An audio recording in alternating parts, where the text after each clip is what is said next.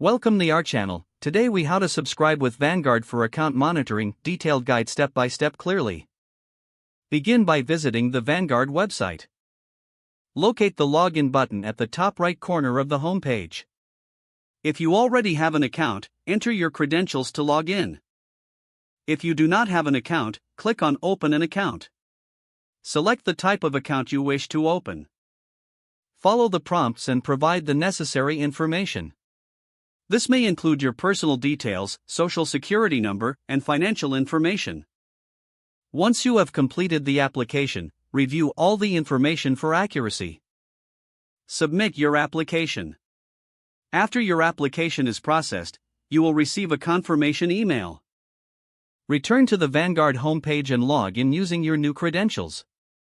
Navigate to the Account Settings section. Look for the option labeled Account Monitoring within the settings. Here, you will find various monitoring options. Select the monitoring options that meet your needs. You may be able to choose alerts for account activity. Once you have made your selections, save your changes. Confirm that your account monitoring preferences are set according to your choices. You will now receive notifications based on your selected preferences. Regularly log into your Vanguard account to check your portfolio and monitoring updates.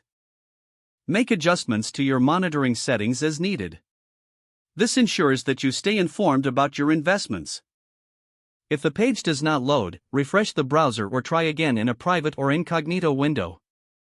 Make sure you are using the correct email address, then retype it carefully to avoid small typos. If your password is not accepted, use the reset option and create a new strong password you can remember. Check your spam folder for verification or security emails, then complete any requested confirmation steps. Enable two-factor authentication if available to improve account security and reduce unauthorized access risk.